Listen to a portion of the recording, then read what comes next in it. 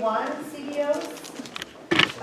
If you haven't, John's going to send out a reminder, but it's invoice time again.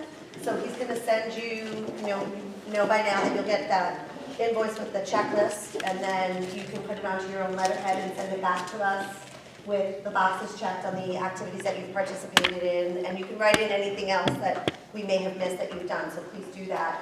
If you haven't gotten us your paperwork, John will, with that email, send you the reminder about that as well, so that you can start invoicing, because some of you I know came on board and got engaged a little bit after we started that process. It's not too late. We just need to get a couple of pieces of documentation from you. It's not a big deal at all. So, John, what do you think? The reminders will probably go out like today or tomorrow? Yeah. Yeah, so just look for that in your email. And if you have any questions, you can always contact John or myself. So we have the conference date, very exciting, yay. So it's going to be Wednesday, June 12th. And later in the day we have, I can announce the location, right, because it's pretty much, yeah. So it's going to be at the Heritage Club at Bethpage. John and I are actually going over there today to meet with the woman in charge and work out the logistics and kind of see the space, but we hope to have a contract with them signed very shortly.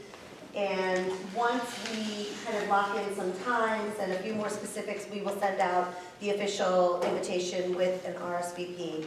And I would also encourage any of you, once the invitations go out, if you have other community-based organizations that for whatever reason have not been directly engaged in HEALI, but maybe have been hearing about what we've been doing, I really would urge you to share the invitation with them or get in touch with us, and we can make sure we get them the invitation, because we really want to be as inclusive as possible for this conference, because as I keep saying, I really think this is like a really big moment for all of us and for Long Island. And I want to also announce we have a keynote speaker confirmed, and his name is Bill York, and he's the Executive Vice President of 211 San Diego. So just to clarify, here 211 is directly connected, it's part of United Way. There it's not.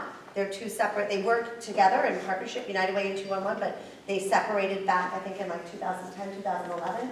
But what they're doing in San Diego, which is really, really cool, is something called a Community Information Exchange, which, for all intents and purposes, has all the elements of every single thing that we have been talking about for the past almost year and a half. And John and I heard Bill speak at a conference back in the winter about the work that they're doing, and they're really doing groundbreaking work out there in San Diego. In fact, they just hosted their own CIE summit and invited folks like us from all over the country there for several days to talk about the work of system integration, health equity, service delivery and care coordination. And I really do think it's part of a bigger movement that's really happening across the country. So I'm really, really excited about having Bill be the keynote. And then we're working on the panels, which is, oh, gosh. Okay, the title of the conference. Thank you, Lori. Well, first of all, did you all get Save the Dates? Did anybody not get the Save the Date? Well, that's weird. It would have gotten from your emails. Yeah. It would have come from Health and Welfare Council, not from our constant contact. All right, so we'll make sure. They went out last week, but we'll double check that. So the name of the conference is the Innovation and Technology Summit, Confronting Long Island's Health Equity Crisis. So, and actually that brings us to one of the key discussion items that we wanted to bring up with all of you. So we want to have probably 2 panels for the conference. And as we've been brainstorming in Health and Welfare Council about, what will tell the story about the work that HEALI's been doing, and we'll kind of talk about the pieces of this whole project that we've been working on. And one, we've been talking about is sort of that service delivery component on one side, and on the other side is the integration and the technology on the other side. So I really would love some input from all of you about what you think about the idea of having a panel, one panel that would be about service delivery models that work, right? And having some examples either here on Long Island. I have reached out to somebody in New York City who has a pretty robust community health worker model that, and she's a tier 1 nonprofit and she's agreed to participate in the panel, but we'd love to have some other ideas of what you all think might be good examples of, even if it's smaller scale, of service delivery that's an effective one that's working here on Long Island. And then the other panel would be sort of the case for technological infrastructure. And as we've been talking about the fact that what's missing, where are the gaps, right? The ability to make referrals across a shared platform, the ability to sort of see those paths go to completion, making sure that folks that we make those referrals and that we do that handoff to our partners, then what happens? And then being able to share data both within our sector and then also present that data where we need to without, outside of our sector. So we sort of, those are the two ideas that we've been talking about, but I'm really interested to hear from all of you if we're not on the money on that, if there's another idea that you think would be more, would more aptly tell our story. So I was hoping to have a little conversation about that to see if anybody had any other ideas of something that maybe we're missing, or if you think we're right on the mark, then we'll just keep going with that and start working on. You say that title again? Of the whole conference, It was a mouthful. the Innovation and Technology Summit, Confronting Long Island's Health Equity Crisis. We spent a lot of time as an organization brainstorming over that to try to get it right. And I think we chose the word summit in particular because I think we're trying to have a movement here, right? We're trying to really alter the way in which we're working together and the way in which this work is to be seen. So an innovation and technology summit is really what we're trying to, that's the movement, that's what we're trying to move through in order to be able to confront the health equity crisis. And it is a crisis. We wanted to have a sense of this is urgent work that needs to get done. This isn't something that we're just doing, but then that's why there needs to be this kind of rapid movement and change in the way in which we work together. That was kind of the idea behind that title, was the idea of we're in the midst of a movement together that we've created together, and it's really around innovation and it's around technology. And the idea that if we don't do this, Long Island's going to be much worse off than we are now. There's no time to lose. Right. And if you think about, I was saying this to Lori when we were chatting yesterday in preparation for today, when we all started, it was actually, so we're at the end of April, I think our first brainstorming session together was around April 24th of last year. And where did we start? We started talking about that whole, remember we did the list of, what we do really, really well, where maybe we're not doing so well as a sector, and then what would be our magic wand, what would be our, and one of the things that I remember so distinctly that many of you talked about, and I think we've already, with HEALI, moved past that, is that idea of working so completely in silos, right? And that we have really come together as a sector to say we see an alternative way of doing, to be able to do what we do as organizations, but in a holistic way as a sector together. And so, like Lori said, we've already made a lot of progress in that movement, but I think we're at that next point. We're at that point where we, actually want to be able to build the thing, right, so that it can be put into action. So, I mean, the other thing just to kind of keep in mind is the other thing we want to be able to do is make the case to the state. I mean, we know this work is going to continue, and it doesn't, hopefully the state's going to be on board with us. Emily and I did go up and meet with the Medicaid director 2 weeks ago, we were up in Albany. and we did very concretely make a suggestion, add a request to her for funding for our technology system and explain to her what we're doing. We had a follow-up email where we explained we're having this conference and this is the movement that we're making here on the island. But, one meeting doesn't do the job necessarily. Our people will come out next. So we need to continue to make that case together. Right. And I think it's really important, a big piece of what Emily and I spoke about to her was that we have 85 people here today, but we have 85 people who are in agencies that are involved in HEALI and involved in this work, and there is a movement going on Long Island. So kind of keep that in mind that this needs to be a very powerful summit where we really talk about the great work that we've been doing and our vision for how to move this forward together. And of course, the part that I know, I don't remember Linda, I think it was you who brought up, making sure that we communicate through the program, through our messaging what we've done, that here we are, and we've all gotten to this place because we all, made the decision to work together. I think that that's a really important piece of the communication as well. And we plan to invite, we're going to invite the state, we're going to invite electeds, we're going to invite we've already sent out, the healthcare systems, the managed care organizations, other nonprofits. Our goal is to get everybody in the room for that conference to really, have this conversation together. So, but I just, it's important that, we have some sense of if you think we are going in the right direction as far as the panels. I mean, are those the things that you think, are those two areas?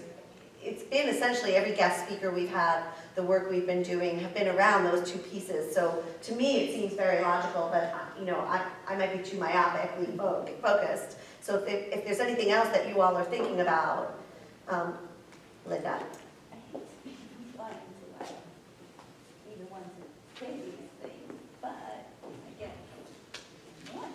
So I think that the keynote speaker is right on the money with, what we want to do. I'm just concerned about the title. I don't hear anything about the community-based organizations and social determinants of health, and that's who we are. We're not technology experts. We're not part of the health sector per se. We want to be connected. We know that we contribute to that, but I don't see that. I don't know that I would be attracted to go to this conference if I just saw this title. I wouldn't get the sense that this is about us. I think one of the things that when we I want to just know from the rest of us who do the work that we do, am I just in my own little world of not-for-profit that I've been coming to all of these meetings pretty much almost from the beginning, and I don't know, am I just not getting the bigger picture? I think the piece, I hear you, but I think the sell that we're trying to make, which is a piece of this so that the work can continue, is the need for technology and for change. And I'm just concerned that we don't put it out there forcefully, that we're not going to get the buy-in from those that we need in order to. Is there a way of doing like a colon? This is always my solution. CBOs join, community advocates join to support technology innovation, whatever. I mean, I HEALI is the one hosting the conference, so Right. that's already, it's us, it's this, it's this group. But not, aside from us, who knows what HEALI is and what we stand for. The other thing that I was thinking of is a subtitle, that we do this work, and this work has gigantic impact. We know that. That's why we're here, and we want to. We've made a commitment, a very real commitment, because our time here is. I don't know if everybody. We all realize how precious it is that we give up this time to do this, because we believe in that we make an impact. And so we want to be the solution to this health equity crisis. And these are the people we serve, and we get to them on a daily basis. So it just, aside from the keynote speaker, I just, even a subtitle or just something to know that, we are the HEALI is the. I think we're all talking about the same thing, and I think we can accomplish that when you look at the panel on service delivery. We're going to really show through that panel, we have to talk about who we're going to choose, but that the CBOs are the ones delivering this work, and without us, health is not going to be achieved, and we're not going to be able to resolve the inequity that exists on Long Island. And I think I think through the panel, we really have to show a little bit of the inequity, because we all know, but we don't know that the people in the room are gonna know Long Island the way that we know Long Island. And so I think that needs to be a piece of the panel, and then really showing that CBOs can solve these problems. And then I think we'll all be on the same page. And I think if we describe that within the brochure or whatever is going to be created. That the program is gonna have a full description of HEALI's mission, vision, and goals. It'll have a synopsis of the work we've been doing. It'll have a list of all our member agencies. I think the piece, and George, I'm gonna come to you one sec. Because you're answering, again, if we're stuck on the title that is not descriptive of what we're trying, or what we have been doing, there's little parentheses, there's other ways that we could incorporate all of the things that we have done, all of the partnerships, or everything else in there, because, if the title of this conference is not descriptive or descriptive enough of what we're trying to accomplish, then we just put language in there. And I think that will take care of that. But I think say from the top down, it has to have a title that makes sense and creates a connection with the community. And I don't see it yet in terms of the title. So maybe it can be tinkered with a little bit, because it really is what catches your eye and you say, okay, this is what it's about, in 2 seconds. Because I'm not going to look through the whole thing and look at all the speakers. I might if I'm really interested, but I might not. So I agree with this point. Emily, who do you want your target audience to be? That's a really good question. Yeah. So, Work backwards. so the message, the people whose minds we really want to impact is the state primarily, to invest funds in the implementation of, so we're going to have a plan at the end of the grant. When we're done with the grant, and when it's all done, said and done, we're going to have a plan, right? That's what we've been talking about, of what we think would work on Long Island. That's what all this work is culminating in.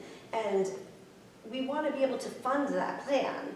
And if we don't, so part of, I hear what you're saying, Linda, and I don't disagree, and I have played devil's advocate on that conversation about the title, but at the end of the day, I think, if we take a few steps backwards and we think about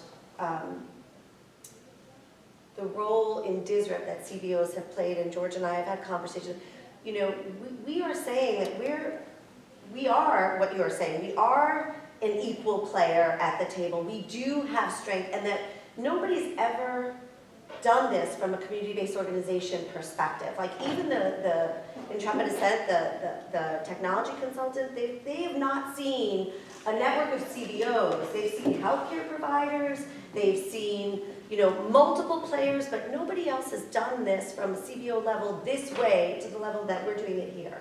And so I think, while I can appreciate what you're saying about the concern about the title, I think it's important because it's what will attract the policymakers and the decision makers. We're hoping to have electeds in the room, folks that make decisions at top levels who can say, this makes sense, and it's actually going to lead us to the next conversation. But, we need to be able to have buy-in from the people that make the decisions in the government level and at the funding level as well. So, while I hear what you're saying, and I don't disagree, I don't think it's one or the other. I think it's going to be both, and I think that when it all comes together, you will see that. I hear you, but I think also, since we say the title would be the one attracting people, like when we say who's going to be the audience, we want the state to also sense from the beginning we are integrating the CBOs and the social determinants of health. So even if you don't put CBO, we got to put something that represents us more directly. Because health equity, when you say that, it becomes a general word. It's I don't mean it's empty to us, but to many people it has no meaning. Everything is about equity, health. And the role that we play is not being put out there. We know what we want the outcome to be when we finish what the next thing is, but I think the summit is going to be the culmination of everything that's been going on, so that how can we integrate maybe? I think it was one thing, I don't think it's the culmination of everything that's going on. I think in a lot of ways it's the start of the next level of what's going on, right? It's not like, this is an end. No, it's Healing like always one end. continue. So Yeah. we got to a It's a place step where in. we're, but in order to be able to make them sell, which is really what we need to do together, is sell for somebody to purchase for us. The technology we need to be able to refer to each other and have that integrated system. That's really the next level that we're taking it to. And it's about the sector as a whole and not individual CEOs. And that's really when Ally and I went up to see the Medicaid director, this is the case meeting. Like, we need to stop talking about individual social determinants of health and individual CEOs because you're not going to make impact on family. You're certainly not going to make impact on community. Right. If you really want to make an impact on whole family, which quite frankly, district evaluating payment is about one patient at a time. It's not even about family. Right. It's about one patient. So when you want it, it doesn't even like extends to the whole family, which is multiple nonprofit organizations providing multiple social determinants of health. We need to look at us very much holistically, right? Together, which is what we've created and the case we've been making for what we've been creating here. But in order to actually do it and then to get paid for it, we need contract, we need the technology, right? That's what we need. We need, and while we're like, I think we're all on the same page in terms of mission and vision, and I'm not minimizing it all. It's so critical that, I'll never forget that first meeting last year when we thought everybody was like, we work in silos, we need to be integrated. Right. I was like, oh my God, we're all here already. This is great. But how do we actually do it? And we're not actually doing it yet, right? And let's be real with each other, right? So how do we get to that next place of innovation for service delivery and the technology we need to get there unless we start to really say, this is not, we're not the end of this work, we're at the beginning of this Right. work in a lot of ways, right? We've come a long way and we're really still at the next place to really. We're at like the step to the next level. Yeah. Wait, we have two questions in the back. So what if we want to demonstrate how we partner already? Wouldn't that be really powerful? Yes. Well, that was my question. That was my first question about the first panel, yes. That's what I'm looking for. Technology, and maybe we could demonstrate how. So let's talk about that. collaborated. So where do we have that? I mean, we don't have it to scale at all yet on Long Island, but where do we have good examples of that? Can anybody think about that? Like, where do you have multiple partners and there's some kind of integration of service delivery? I know it's happening, but where is it happening already? Melissa, raise your hand. You want me to share? Yeah, Melissa. So Robin and our organizations do work together, Music in Memory and the Long Island Alzheimer's Foundation. Different sort of technology than database, but it was technology. But our participants use music and iPods in order to really help them during the day. So we have clients, for example, who listen to their favorite music in the whole world while they eat to help stimulate, right, things going on in the brain, and it allows them to eat. This client has a hard time eating or can't focus, but when he has those earphones on, for example, It helps them it too. helps. And that's just one example, right? I But think the we bigger work issue in terms together. of health Yeah. equity, for the biggest issue that we're seeing is that this partnership is helping to enhance those that are ethnically starving for health tools, because it really touches, it's very ethnocentric. And so the other thing is that we're seeing huge benefits across the entire family unit with the use of the program, in that the families are like, thank you for giving me so-and-so back. Thank you for, I have my husband back again, he's now able to get in the car where he couldn't before. He's able to eat where he couldn't before, because it actually enhances brain function. And even though they're using it particularly with elderly, we're using it across the board, but this is a fine example of how it's enhanced the community health for individuals that are really need the information and tools. And it's technology-based, although it's not data sharing. It's still a technology that's out there. It's easy, simple, cheap, and effective. So just to play on what you both just said, so in a perfect world, what could be an extension of that would grow? So maybe, and I don't want to make things up, but those clients might have other social needs, right? And if there was an expansion of that, what else could you see that you, like, what are the other needs that you see cropping up among the folks that you serve? I mean,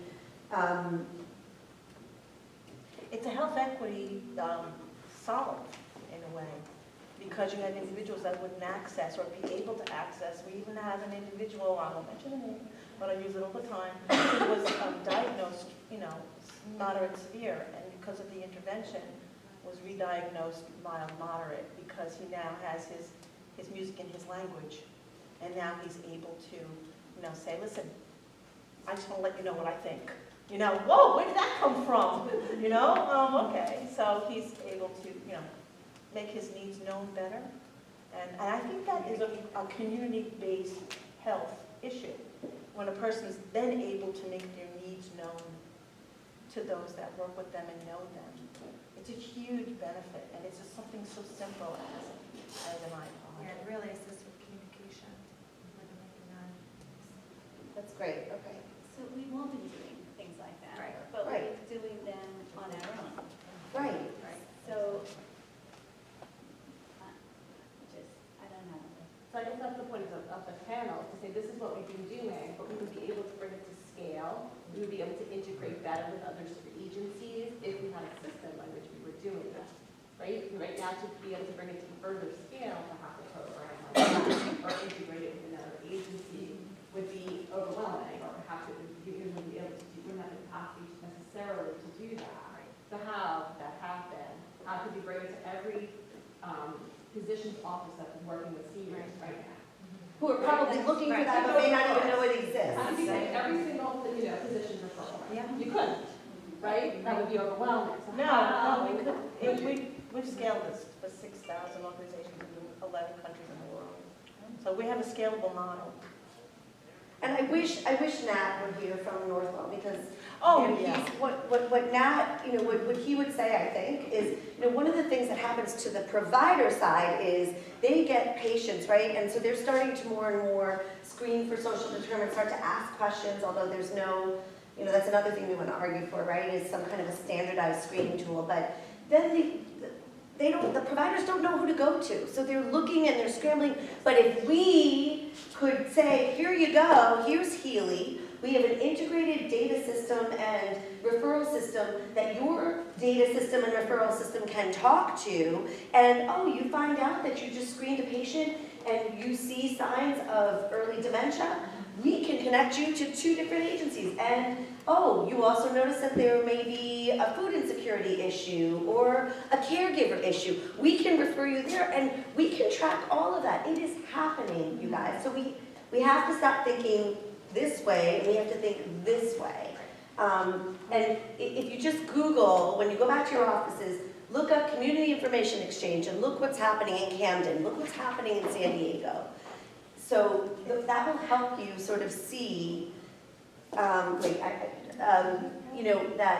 that's what we're talking about, is it's really easy to send one referral here and one referral there, but we've talked about how then sometimes there's no follow through and we don't know, did the person ever show up for that? If we could track all of that systematically, and then when the state says, or the managed care organizations or another funder says, show your value, we could say, here you go, because we will have collective data together as a sector, right? Because that's what they keep asking for. Yeah, cool. And that's not Okay, I have 2 questions. All right, you might not like this, but how many people in here represent CBOs? Quite a few. That's why I'm kind of agreeing with where Linda's going with this.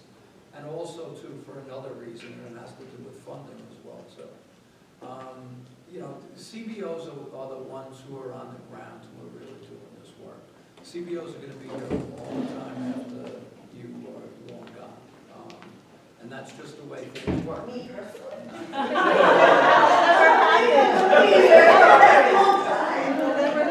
When you're in your next position, so or wherever you want to go. But the bottom line is that the CBOs are the ones who are gonna be carrying this kind of stuff out. And to look at the bigger picture, that's great. I mean, and we wanna look at a bigger picture when it comes to technology and all these other things. But it's really the CBOs who are gonna implement a lot of this stuff as well. So putting CBOs in there somewhere is a good idea, not only for that, but also for funding down the line. If you really wanna get funding for this program, you're gonna have to find some kind of a champion within the Senate or the Assembly, or wherever you want to be able to go with it to make this happen. You're probably not going to find that person because of who the Health and Welfare Council is. You're going to find it more than likely by who the CBOs are who are getting involved in this, because legislators are very parochial. They like their little areas. They like what they're doing in their little areas, and they like to put it in the local newspaper that they gave funding that's going to benefit some kind of a CBO. Now, I get exactly where you're going with the technology piece and all the other things with it, and it will mix into there that CBOs are the ones who are providing the service. I can see that happening on the panels. But just to put something in there, let's just say Senator Kaplan says, I might want to take a look at this. Is Gateway involved in it? Yeah, Gateway's involved in it. Oh, that means that I get some play out of this? Oh, well, maybe I'll be the champion for this thing because I have nothing else going on. It just happened with us recently with the funding stream where we got $1.5 million out of nowhere. And it was all just from playing CBOs and saying that they're all going to benefit and getting all these senators and assembly people on board because it was the CBOs that were going to benefit from it. And you got what you wanted in the long run. What if at the top we say HEALI, a coalition of CBOs, or whatever we say? Presents. Presents. Okay, Yeah. good. Does that work? Just vote it. That's Okay, so we Perfect. present it? Does that make you feel more like it's addressing both? Yeah, I mean, Because I think we are saying the same things, it's just we're talking about semantics and words. it's as not in just the- that. No, we're It's talking also about with- money. Yeah, that too. It's about filling a room. You know, we don't just want legislators to be in a room. We don't just want state people to be in a room. We want community-oriented people. We want the people who rely on these services. We want everybody no, you don't want everybody in the room? Well, I want confidence for sure. I think all of us, I'm hoping everybody who is that, I want to I intend. mean, we want people who want this to happen to be in the room because legislators want voters in the room. They don't just want to talk to themselves. They rely on voters. They rely on the people that they represent to be in the room and be behind this also. No, it's not just, they rely on people. That's been our experience, you know, with the youth services. You know, youth services only exists because community-based organizations work together. You know, we have to be a coalition in order to get support because nobody really cares about youth. They don't vote. But a coalition of people that represent youth, we vote. You know, we vote, our constituents vote. It's about voters. And so we want a nice, robust room full of people that care about community services, that vote for these legislators who have power when they're in office. But I mean, I hear you, but I would argue that I don't think this is the conference. This is just my opinion, I could be wrong, where we want to, where community members are going to come in and be like, oh, I get this. I think until we have something to show them that, look, this is what we're going to be doing, I think it would be a big yawn for I them. don't know, none of your panels are good. I mean, you want What are you HEALI. charging for it? Free, Just check. it's free.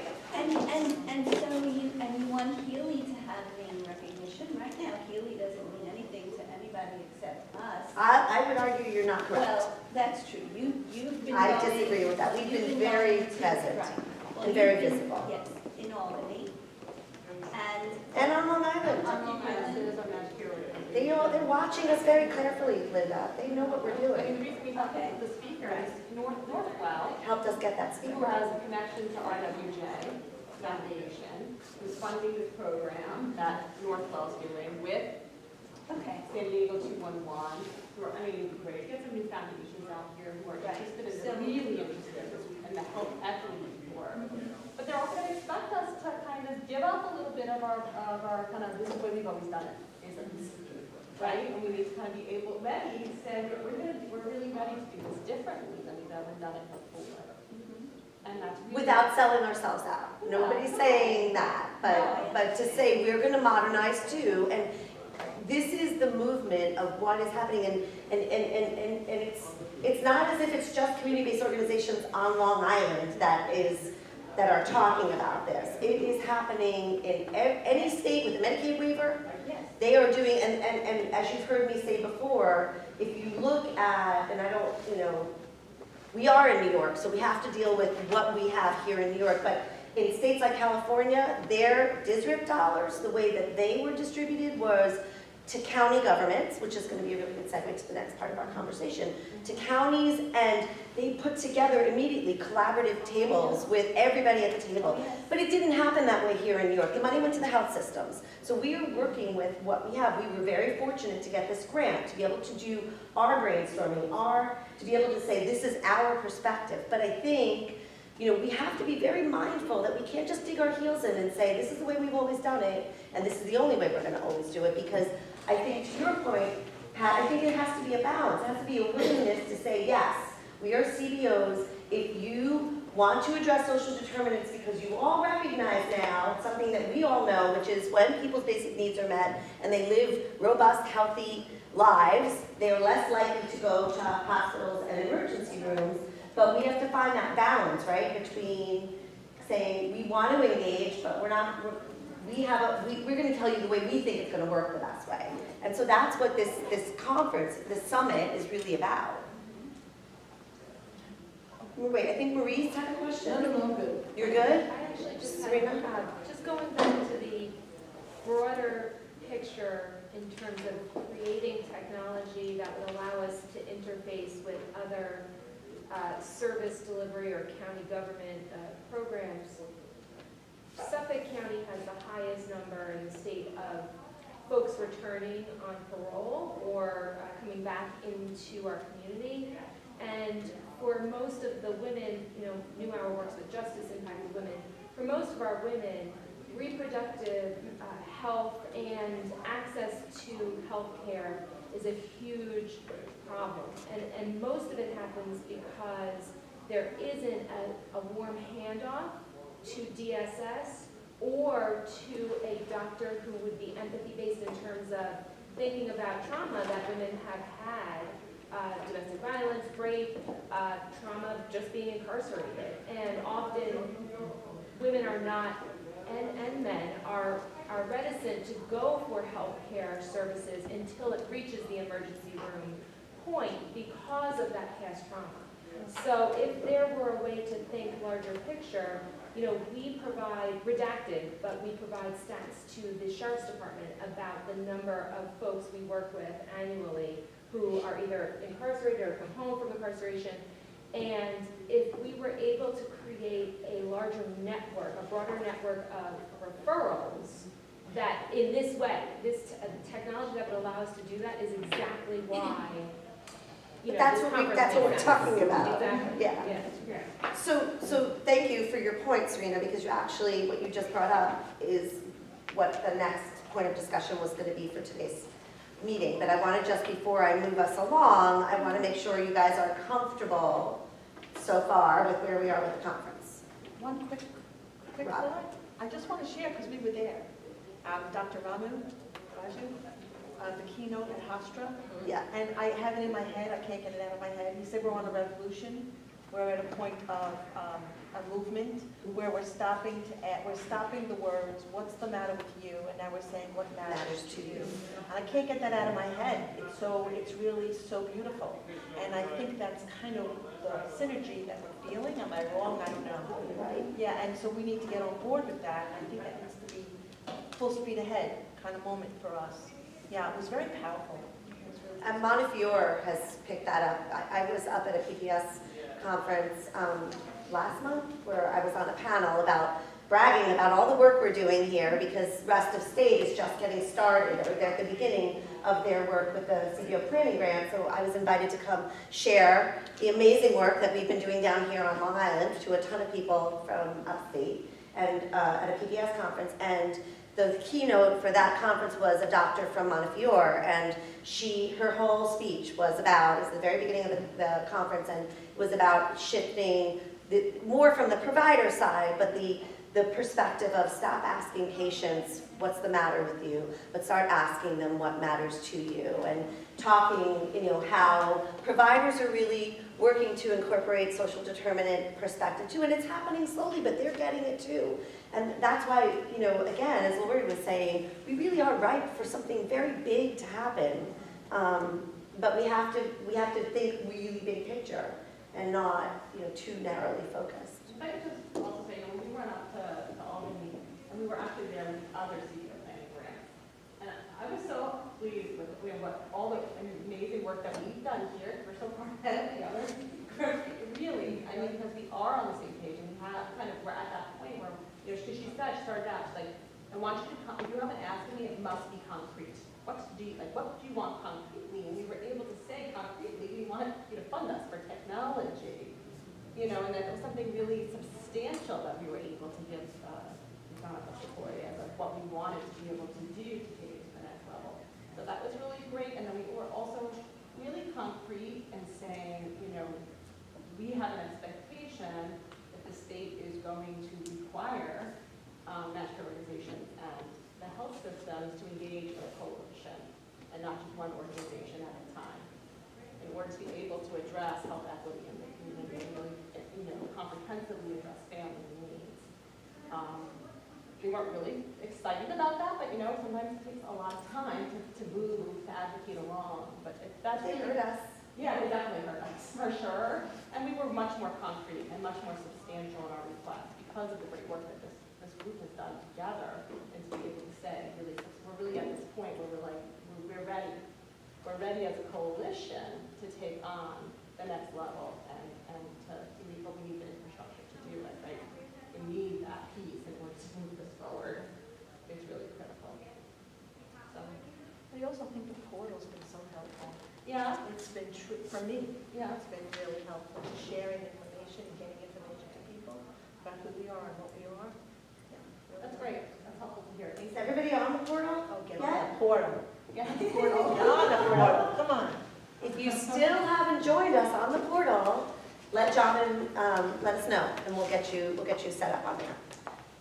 Okay, so I'm going to go back to Serena's point because she mentioned county government, and one of the things that I think is as we're at this critical kind of movement forward, we need to talk about if when, not if, but when we start to see this sort of shift and this integration, all of us, CBOs, whether we're tier 1s, tier 2s, or tier 3s, most of us, I shouldn't say all, have some connection to our county government, whether we're Nassau or Suffolk in some way, right? Or we have clients that are going to DSS or Departments of Health, right? So the county governments weren't included in DSRIP. The money didn't come to them, the engagement didn't come through them, but we really have been talking about it. We talked about it within the steering committee a while ago.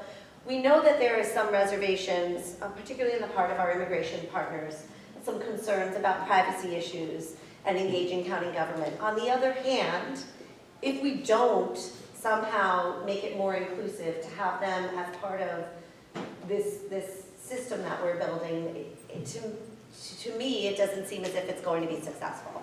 So we thought we could have a little conversation, a little brainstorming session about what that could look like and what your thoughts are, and concerns and ideas for how that might work. And should we be inviting folks from DSS into these HEALI meetings? Do you have other ideas? I'm really all ears and open, and I'm going to write while you talk. And we give you kind of a bunch of different examples of how local governments played a critical role in this work. Even the work that we showed you up in Rochester, right, where the city government has played a role in integration of system delivery, or all the other areas where we've tried to give examples, but that didn't happen from the state end. but we know, we think that that's a loss. There's a missing link there.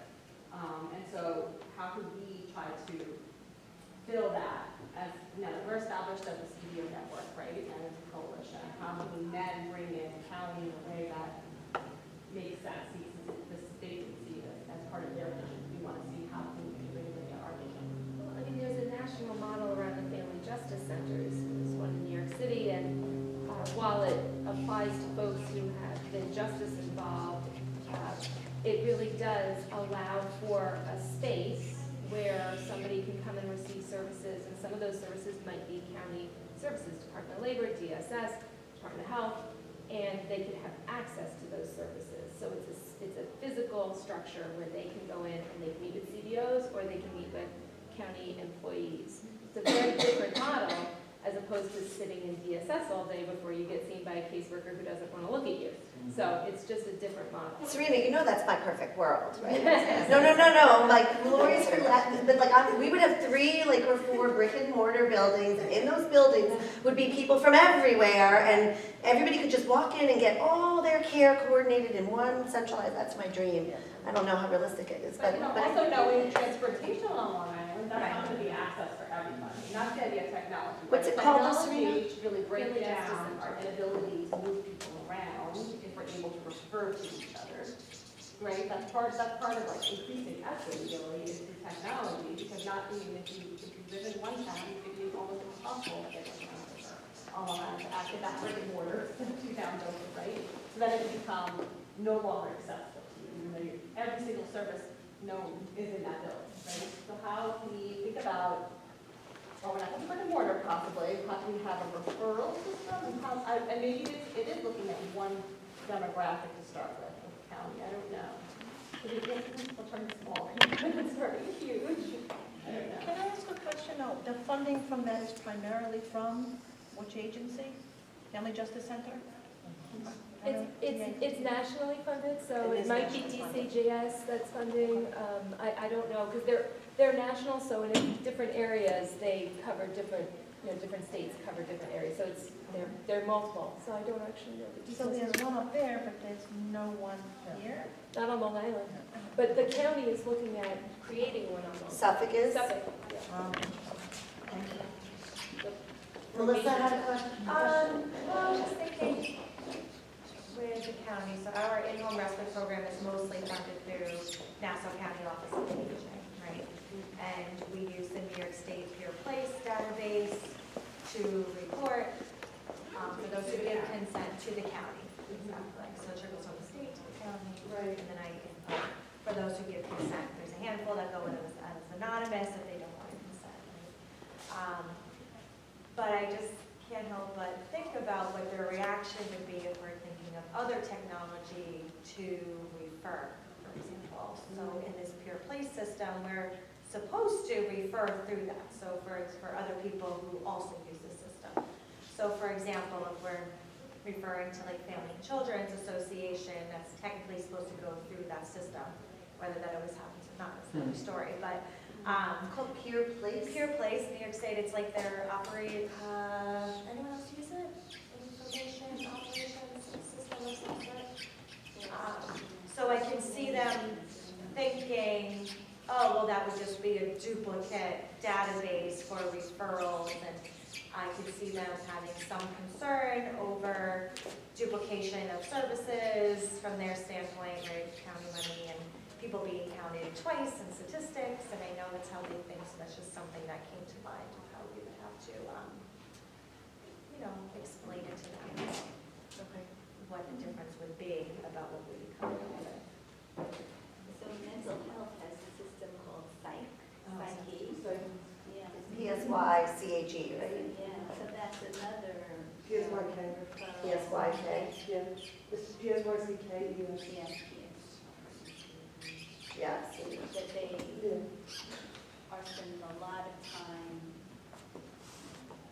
over, modifying it and fine-tuning it and who should have access to it, how they should get access to it, and so. I think that's really for mental health provider And as opposed to, behavioral. yeah, not social service. No, but it's also for them to, when for, we want to be able to receive from site fees, but I don't, Right. I mean, that's like, there's data we wouldn't want shared across agencies that have that information. It's like a.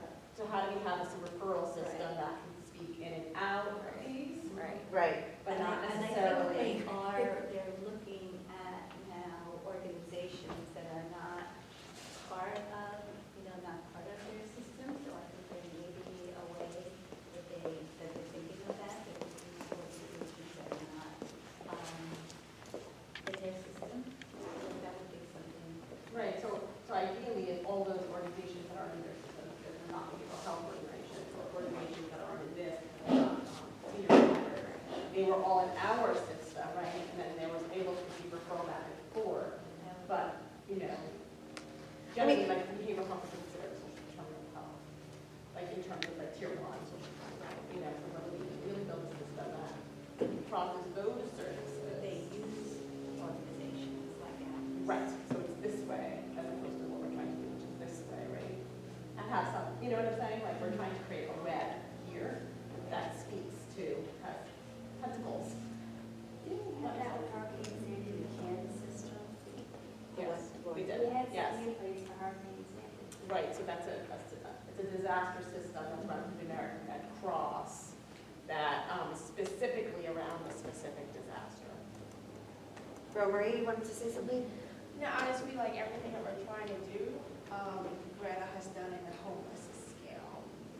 Because it's 600 Albany Avenue, everyone's there, Options Family Services, SUS. You have the veteran housing in the back, they have a boutique inside the house. Everybody uses a centralized system that we all have to input to. They know where all the open bids are in both Nassau and Suffolk County. Everybody's entered the system. They prioritize all the homeless and putting them into whatever available permanent housing unit is. And it's, now to put that in a bigger scale, I guess, like what we're trying to do, Right. is going to be the tough part. It is a tough part, for sure. But, Greta's on the steering committee for Yes. HEALI, and I heard Greta speak at the Nassau Queens EPS conference on this the whole idea of value-based Right. payment and where it's moving, and she's advocating for this. So I think that's actually, Lori, that's a good example Right. for the panel. John. Anybody else? So back to county government for a minute. Can you think of other ways of integrating or bringing them in sort of into the fold in a way that might be comfortable or you think could theoretically work? I popped up Peer Place, and it really is something that I think we all should look at because we should see the elephant in the room, that this might be a duplication. I'm pulling it up, it's really very comprehensive. And so if anyone has a chance to pop in and just be aware of it. So they may come at you if we already have this. Yeah, after looking at the website, I'm like, yeah, I can see that happening. So we're prepared for that.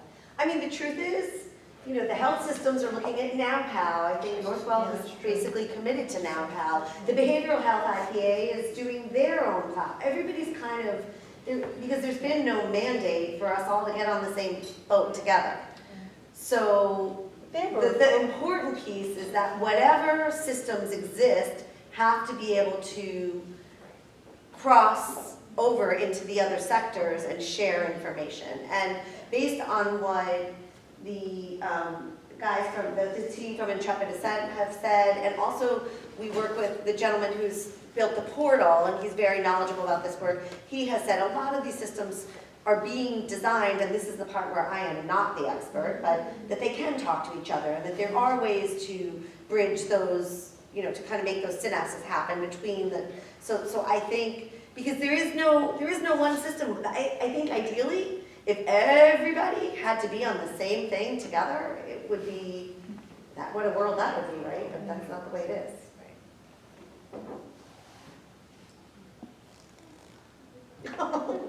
That was a heavy sigh. Well, right now, the health homes are trying to use my agency at no charge. So they get a family that is having problems with the education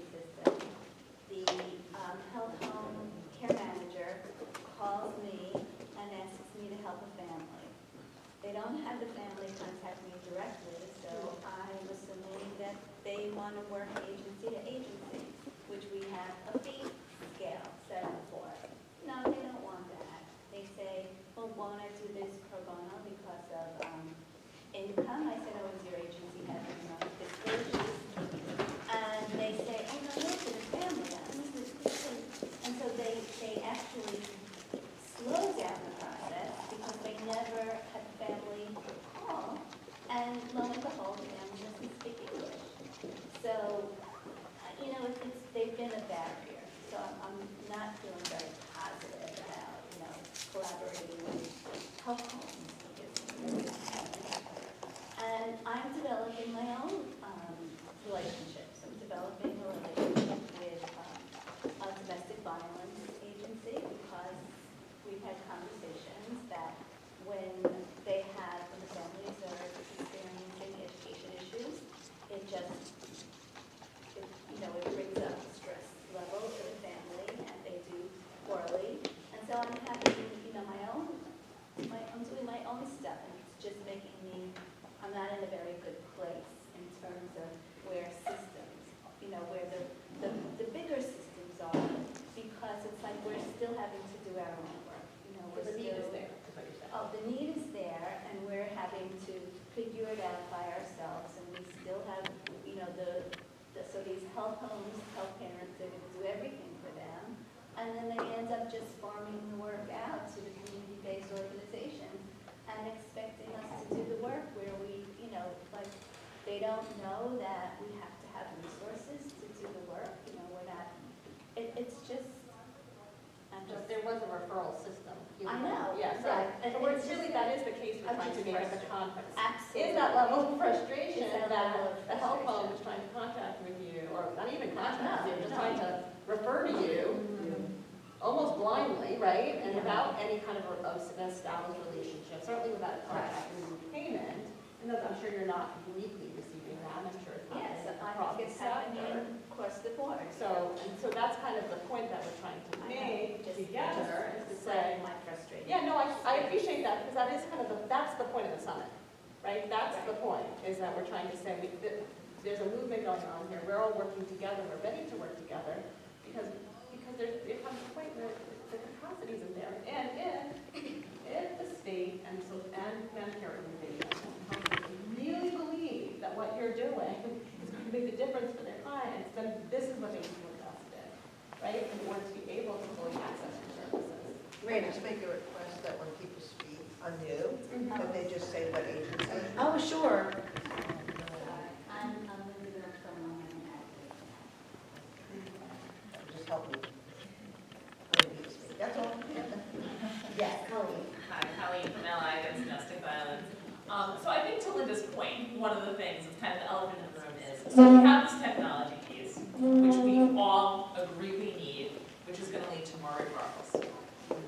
Right, so it's the capacity issue too. So I think that's maybe what we need to get at is, do we have the capacity with more referrals, right? So the technology itself is not going to fix everything because, Linda still can't hire another advocate with this technology. We can't hire more staff with the technology. So I think that just needs to be a piece of it. Yes, we need funding for the technology, but we also need to show the case that really we're all serving at capacity. I mean, many of us are serving above capacity. I don't know how we do it, but we figure it out. And I think that needs to be a piece of it too. To say that we need to get paid for the work that we do, right? So if you're gonna refer 100 clients, you gotta pay to have that work done. And no one's, everyone's spoken about health homes working with CBOs or, the district working with CBOs, but the funding has not, nobody's forced them to give us any money, right? So they're kind of like, oh, they kind of have to work with us, but there's been no contracting really. That was part of our advocacy with the state, was to say, if they asked us the question, do you believe that managed care organizations believe that social determinants of health make a difference in health outcomes, or do you believe they just don't believe that you guys do it well enough? I said, I'm not sure they actually believe that they make a difference. I'm not convinced yet, because they haven't made that investment yet in an infrastructure, in the capacity. So why would I believe that to be true?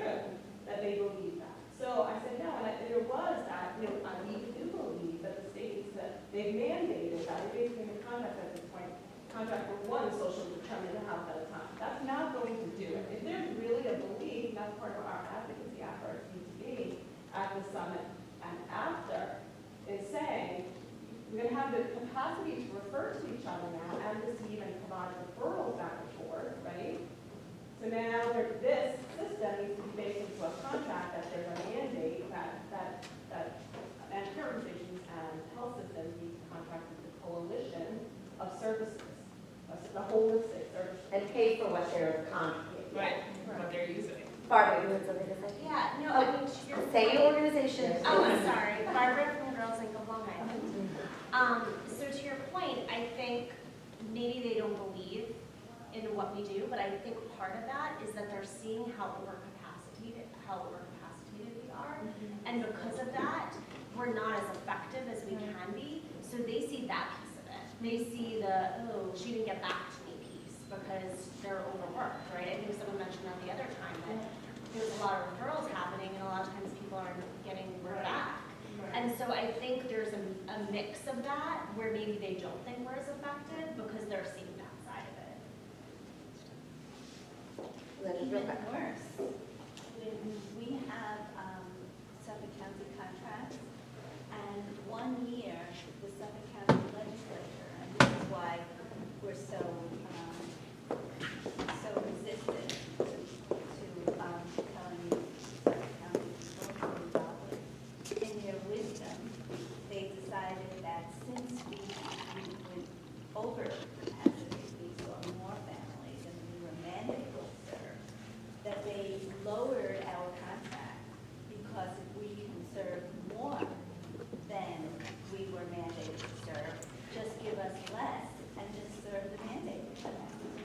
So we were penalized for doing too good a job, and our contracts were reduced. So that's the way the county thinks. It doesn't matter how many families we need, just serve the mandate. So we're always working over capacity, and somebody in the probation department worked with us to report in a different way by percentages so that we could actually serve everybody that needed the help. So it was penalizing diligent. We have some workers that just work more efficiently than others, and we were penalized because of it. Maurice, and then One of the services, Haitian American Family of Long Island, one of the services we provide, like referral from the county, DSS, Child Protective Service, or the family court for parenting classes in Haitian Creole. So a family, it could be, most of the time, that you already took the child, we get involved with all of them, but we don't get any money for that. So it's like, in terms of county government and talking about the social determinants of health, when the family is referred, it's the whole family, it's a family focus model, it's the whole family. It's more than just that parenting class. Because what we do, we integrate not only what got the family to get involved and mandated to be with us for the parenting class, but there are a lot of acculturation issues that surface, and it's an opportunity for us to help this family. See, in addition to this, the different systems you're dealing with, simple thing you need to know so you can prevent all this is happening. And when we're talking how it's really related to health, we have families who are young families who develop diabetes or whatever, just dealing with all this stress. And a family that is referred to us because of a child protective services or something like that, social service, NASPA and so forth, will end up staying a good year to process these different things that are happening to them. And there's no money coming from it. So I think what I'm hearing is that we need to put this like on hold right now. Is that what I'm hearing from you? Okay. So until whatever idea of integrating the town is working. And I think we brought it to the surface because we brought it here today, because every other model that we've looked at across the country has integrated local government. So it seems like if we don't bring it to you all as like an issue for us to kind of mull over and think about, we're not doing our due diligence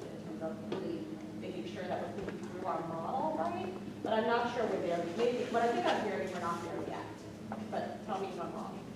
I think you're right, that we're not here yet, but I also think the conversations that you guys are having at the state level, if there's movement at the state level that money stays in the county, I think we can get a different place. But it sounds like that's not where the money's coming from, and so, you know, and maybe when we have some data and we're able to kind of talk to county government about the collective data that we have, I think that there's an opportunity for some collaboration and some movement and some growth. But if the funding is still going through, you know, managed care organizations and healthcare organizations, and it doesn't sound like right now it's. And Joyce with Oh, sorry. NASA, oh my God, I'm Child kidding. Care Council. Thank you, Child Care Council, NASA. That's helpful, thank you. So I'm Megan with Healthy Grow and Docs for Tots. And so we have a good working relationship with both Nassau County and Suffolk County DSS in that just from like a referral standpoint alone, we help guide families through the early intervention process through DSS. And then the people who work in both Nassau and Suffolk counties know that if they have families with needs outside of early intervention or that are not being eligible for services, they will send them to us that we may not have gotten. So we have to build that relationship with them. So I think that exactly to Joy's point, if there's movement on the state, there's an opportunity for it, but I don't know that we're there yet. I think what I would ask of you all, I think you all integrate with the county in different places, right? You know, in places that Health Welfare Council does not integrate at all with the county. I think it would be helpful if you could think of yourselves as ambassadors of this work in that integration with the county to start to talk about this work with them as well, so that at least there's some understanding, because there's no way, I mean, there's just so many different places in which there's integration and potential for integration in the future. So at least if there's some knowledge base that this work is going on together, and that could be helpful, you know, in terms of how to keep it back. Probably each have at least one person. One different person. Right, at a county level that we go to. Right. So I Right, know departments. one. Well, even just so many different departments here today, Yeah. right? It's not even one person. There's just so many different departments that, and with different data systems, with different kind of different programming, different funding sources, it seems Yes. the web is very complicated, and I think it's in the back of my mind to also think about as we move forward, just as we did an analysis with this consultant of technology and capacity in those ways. Maybe there's a need to really kind of do another kind of feature, like, if there's something. And an assessment of what that looks like, because it is really, you know, I mean, in reality, it is how we serve people through, with the county as partnership. There's no doubt. But how do we do that more effectively, efficiently for the future? I mean, that came up, Abigail, when John and I came to visit Choice for All, listening to, so we went just to listen to, is Judy the woman that we know, she's a community health worker, right? To hear, because trying to get a sense of like what obstacles does she come up against, and we listened for a while, and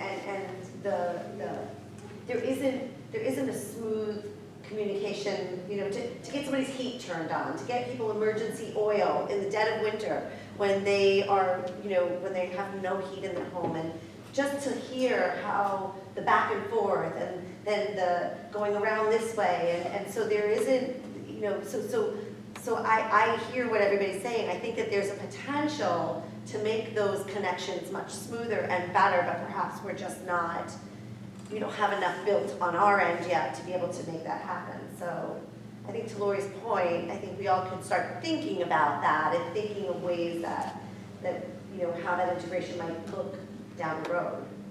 If that makes sense. So we won't invite them to the next meeting, but we will invite them to the conference, for sure. And their technology people, right? You know, the other thing I just wanted to add about what we were talking about before, you know, if you go back to this idea of, remember we were talking way back in the day about like, they want CEOs to show your value. Remember that whole thing? And we did that whole conversation about what does value mean and how do we define value? And that we were really talking about two different kinds of definitions of value, right? And think that if we didn't do if we aren't doing what we're doing now and creating what we're creating for Long Island, what we would end up with, Micah would tell, as the state continues to push for, and they also told us very clearly in the meeting in Albany, the value-based payment is not there yet. It's not, the value-based contracting, there's time, they're not even there yet. The managed care organizations aren't there yet, the healthcare providers aren't there yet. They're working towards something. It's gonna be a while. But that said, is that what we want? Like, do we want someone to come to you and say, okay, so you, Linda, build a business plan, get your lawyers on board to look at this contract that's 50 pages long, so you can contract with a managed care organization to do something that they tell you they want to do, rather than a collective of community-based organizations together saying, we know, because we can show, how we help communities and how we lift people up and how together, collectively, we address all the needs of people. And the contracting part happens, the business piece happens because we have the infrastructure in place, which doesn't exist right now. Right? So how would that even happen? And I'm sorry, I forgot to come to you for the question, but I think. That actually, you said something really important. I did. The stuff that's being done right now is gonna affect the stuff that happens tomorrow.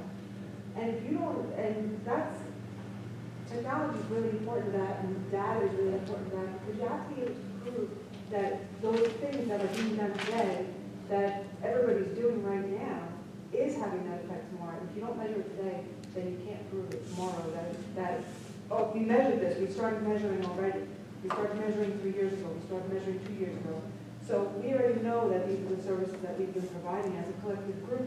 Each of these organizations have a footprint in what happens tomorrow. Because tomorrow's going to come and they're going to say, oh, we're already providing these payments, and who has the data that proves that they have a footprint? So that's important to start maintaining that data so that you can have that footprint later to prove that you're part of this, so that you can be part of those 50-page contracts. Hopefully not with the managed care organizations, because they're crazy. Wait, I'm going to go George and then Robin, okay? Yes, George. George Hewitt on Hempstead Hispanic City. So I'm trying to think of what the buy-in would be from the Department of Social Services. Especially if they are referring folks to us to provide services and we're doing it for free. So where is that particular buy-in? And for my organization, the referral comes more from them to us because they can't handle, they don't know what to do with non-English speaking Hispanic families. And I mean, what we are the providers. There is no integrated service that if I refer somebody to the Department of Social Service, first I don't even know if they got there. I don't know if they received any service because there isn't that integration of back and forth. I know that that's where we want to head, and I'm clear about that. I work for government. I work in the building of the Department of Social Services, and they are not the best folks in getting back to anybody that would refer, that is referred to them, but they are quite easily refer folks to us. So, and I charge them. They have an education advocate at certain programs in DSS, and he's just bad. And so they call us, and I have an agent. Over time, I've developed an agency fee, and they know he's bad. I don't know why they keep him, but they must have their reasons. And so I have an agency fee, and I've just started charging agencies because I just think it's absolutely ridiculous. They have their own person, they know he's bad, they keep him, and so that's what this is Suffolk. And They pay yeah, I mean they know that the kid is not going to get the education that they absolutely need, and so that's I don't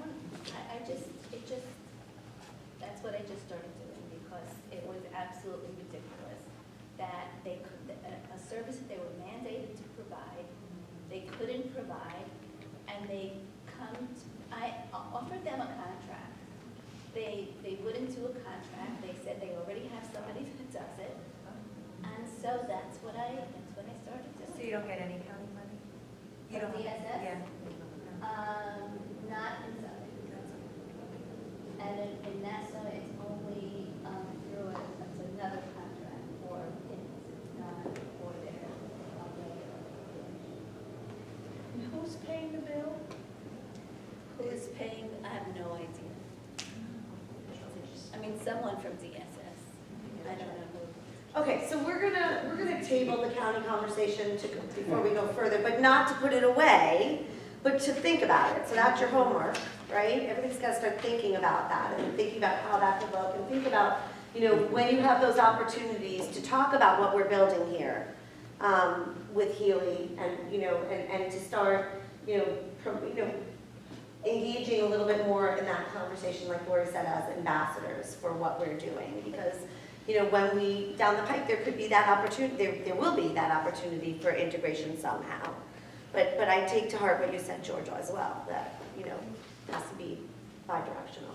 Raina, you look very confused. No, I'm just wondering, it's not time yet for you, your group, to really meet with the, it won't be the commissioner of DSS, but they'll delegate someone, I suppose. And I don't know the planners yet, something comes up vibes. To just talk about, I don't know how much they know what we're doing, just to hear, their kind of vision with the Department of Health, DSS, whoever you all deal with. Just, So there's new commissioners in both counties. Okay. So there's certainly an opportunity there, and we did meet with the former commissioners about HEALI. They were very interested, they were supportive. We met with commissioners of health, and they were very clear that they weren't a part of, they weren't included in district by the state. So there is kind of some confusion on their part as to why, as particularly Department of Health, as the county responsibility of public health, why they weren't, and so there is kind of this, it's hard for them to plug in exactly with what is, and that's why we were thinking if there's an opportunity for them to plug in, that it would make sense, since it was done in every other state that way. But we don't know that, and I hear what you're all saying, that maybe it's too soon, and we need to put it on hold, but we would definitely need to have those conversations with the new DSS commissioners and health commissioners. I'm speaking to CPS or APS, Colleen can speak much better than I can, but the people we deal with. Right. If it's not coming from the top, I'm not sure those conversations. This is helpful, though, to understand, even, what I'm hearing here today is that there are a lot of, it's beyond Department of Health, beyond DSS, right? Yeah, so it's, we need to continue to think as we're links together, what might be the umbrella for the county. What really concerns me, and I don't know, Colleen, please tell me when I say this, it seems that everything we do with them is paper. That there's not even a system, like, I worry, that it has to come by paper. Am I right? I'm amazed. But America's data-driven. But they're not, but at least in Suffolk County, you don't have a fax. We wanted to get rid of our fax machines, blah, blah, blah, like 10 guys, thought we should do, they're dangerous. You can't get rid of them with the county. They're not even scanning. So it seems like they haven't built the technology even to communicate with us as individual agencies, at least That's DSS. That's what she was saying, it's all paper, right? It's the same thing with probation. Is it okay? So I can't even imagine getting to the place, at least we have systems. And if there's a typo, they redo it. And, so you're right, when your contracts go through and they send it back, and you have to initial the change, and then again, Contracts just electronic, for hours and electronic the contracts. And it's quite a process because it's brand new. I don't know if it's just the Office of the Aging or trying it, but it's interesting to say the least. Serena from New Hour for Women and Children on that. I think this dialogue we're having here is so useful in and of itself because, George, what you're talking about, what we all have experienced is that county-based services are often poorly held accountable for the lack of care for those clients that they are responsible for caring for. So if CBOs like us are working really hard to fill the gaps, why aren't we calling on accountability for them and on new trainings? You know, everyone here, we've done lots of trainings for probation officers and for DSS workers. And, you know, with the new commissioner in place, it is the right time to go to her and say, hey, what are you going to do here to really ramp up the accountability of workers with clients? So, I mean, this is a great conversation to start. Yeah, I think part of the point that we were trying to make is just that we weren't invested in much per district in order to build up capacity, and we often have capacity issues that have been brought to light. They weren't invested in either, right? And we know that they're providing critical services, well or not well, or efficiently or not efficiently. They're still responsible for social services in the county, and they haven't been invested in either with districts. So, you know, which, you know, that's, they do need to become a part of the solution, because they provide more social services than any one of our organizations individually, right? So I think that's part of it too. Yes, we want to hold them accountable for it. Nobody should be providing disrespectful, inappropriate services. That's what it is. Yes, I know, that's why I use those words. However, you know, we have to also try to, as a whole, people accountable, also help bring them into the solution. This is a start of the Yes, Rob? One more thing and I'll shut up. You know, I go back to the quote of, you know, I don't have it all together today, but together we can have it all. And I often think to myself, exactly what was said earlier. You know, we have data, we have research up the wazoo saying that we can reduce hospitalizations by 30%. We can reduce antipsychotic medications unnecessarily given by 66% across the board in America and 11 countries. But who knows that? No one knows that. I have no way of sharing. I mean, we need to collectively, it's all about the data sharing. It's all about the collective data sharing. I mean, they need to know that because their attitude is, what are you going to do for me today? That is their motto. That's their mantra. Okay? So we have to show them, you know what, we can do this for you, and we can probably do it with quality and effectiveness better than the systems that are already there. But it's a dragon we have to slay. But everybody in this room has data. You all have to collect data, right? Because you've got to report to someone. Exactly. Right? You get money to do the work that you do from somewhere, so you have to report back how you're doing. So we have, and I guess I'm saying you because we are a Tier 1 CBO, also a Health and Welfare Council. You know, direct service is a small part of what we do, but we do it, and so we all have that information. But if we can collectively be able to present it, then it's that build it or buy it thing, right? Why would they want to build it when they can buy it and we've been doing it for a really, really, really long time? And we do it well. Showing the collective information shows the integration of it and how all of those services helped versus one of those services. Right. Shows the difference of how it helped. So that's important. So what we were able to show in the very beginning, when we did that very quick survey, remember at the very beginning of all this, and we were able to show who we serve, how we serve them, where we serve them, all of that information. We have it was before you joined us, Raina. We have the ability, with the proper infrastructure, it's almost like the cart was being put before the horse. They were saying, show your value and contract, but we don't, here on Long Island, we don't have, and it may be different in other parts of the state, we don't have that support of the infrastructure to be able to collectively show that, right? So that's what that goes back to the very beginning. And by the way, we are called the Health Equity Alliance of Long Island. So health equity is in the title of our organization, of our collective, I should say. Yeah, Barbara. One thing in terms, Happens to me multiple times during the day. I don't know, it'll take a moment. Do you want me to come back to you? Yeah. Okay. Back to me. Thank you. Okay, so I want to try to get you guys out of here maybe a little bit before 12. So I'm going to move along on the agenda unless somebody. I remember. Now she remembers. Yeah, I remember.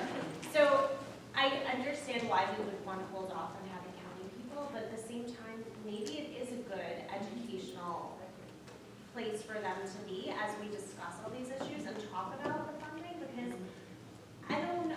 I think they understand it, because a lot of times when we talk to the county, we're like, we need money, but I don't know how much they understand the capacity issue, right? I think they understand it to a point maybe, but when they're in this room hearing us talk about it and talk about our needs, even though they can't do anything about it necessarily right now, at least they're swimming in that, and it's in their consciousness, and that, as we come together, as we keep progressing, it's good for them to hear that. And they're gonna, like you said, they'll join at some point anyway, but maybe it is good to have them sooner. That's just another potential idea, right? So maybe the summit is the launch pad for that, right? So we invite them to the summit, they get to hear comprehensively what we've been doing and talking about and the context in which it's been happening. That may be a great starting point, at least to start that dialogue.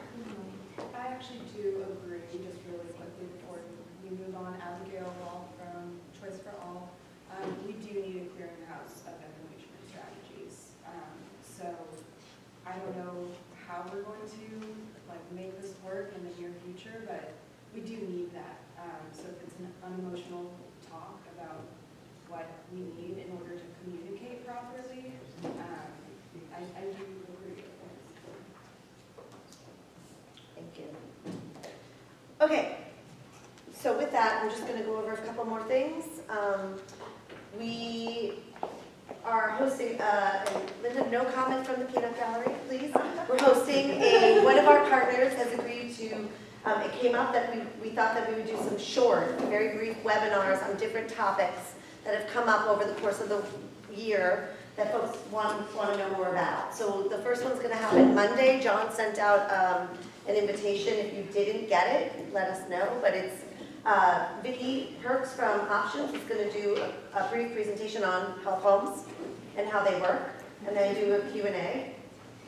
So that's going to be the first one. We are looking for requests or suggestions from all of you, and if you don't have them right now, you can email us on other topics that you have heard about, through all of this work that you'd love to know more about, that we can pull something together around. So I'm taking suggestions now. If you don't have them now, please. I know one came up, but we didn't really, it was sort of the difference between care coordination and care management, I think, was somebody had said, that gets very confusing, all the language around that, navigation, care coordination, care management. I don't know if that's something that interests you, but so we're going to do the one on Monday. We're going to try to get another one in maybe later in May if we can come up with a good topic. So anybody have anything off the top of your heads? Serena? I don't know if it's helpful, but we just did a national webinar on organizing around different issues, and it's on the Justice for Families website. I can send you a link if anyone wants to take a look at it, but their time is about an hour long.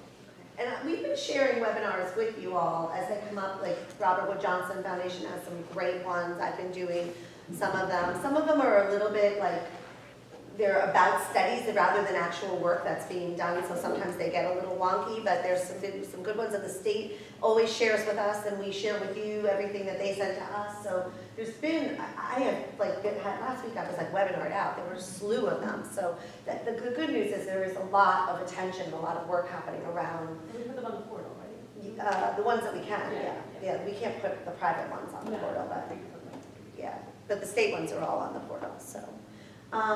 Okay. We can put your thing on the portal. Yeah. Is it your agency that did it, or it's another agency? We did it, yeah. Oh, you did it, so Yeah. can we put that up on the portal? Yes, sure, Okay, if great. you'd like to. Okay, so then the last thing is, so let's just talk dates and strategy, and we don't have to, so it's today's April 30th. The conference is June 12th, so that's 6 weeks away, basically. Is it 12? 12th, Wednesday, June 12th. So I think we're not going to have another HEALI meeting before the conference, just for a matter of logistics. I'm also going to be gone from May 24th until June 7th in the middle of all that, so it would be logistically a little challenging. And then we will come up with another date for July, and that will be a pretty important HEALI meeting. And from there, we'll kind of go out from there afterwards. So I just wanted to let you all know that for those of you that are work group members, and if you're not and you want to be, you still can be. John's working on scheduling work group dates for, and the steering committee has its next meeting scheduled.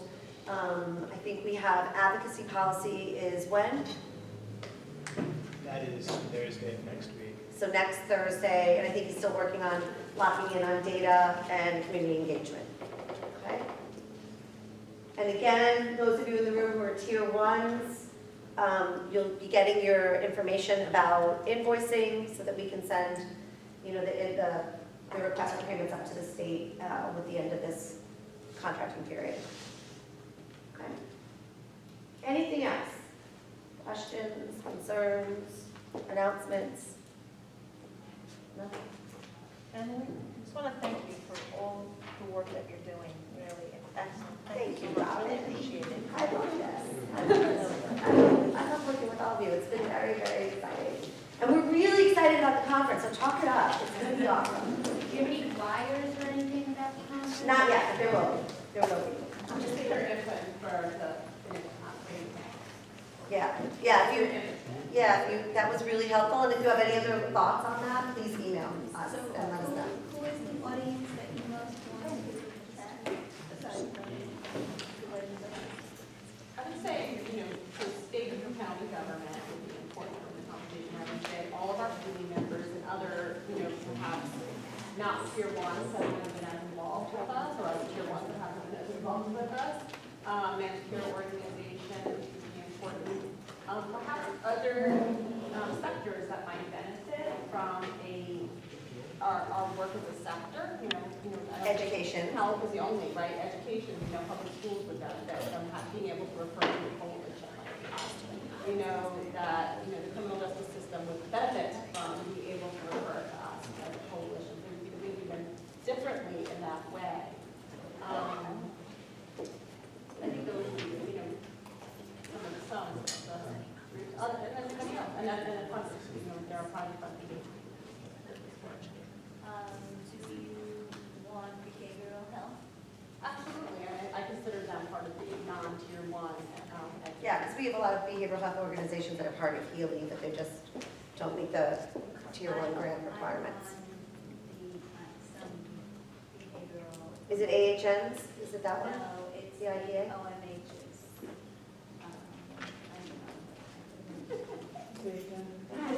Yeah, Mike's on he's not here today, but Mike's on our data workers.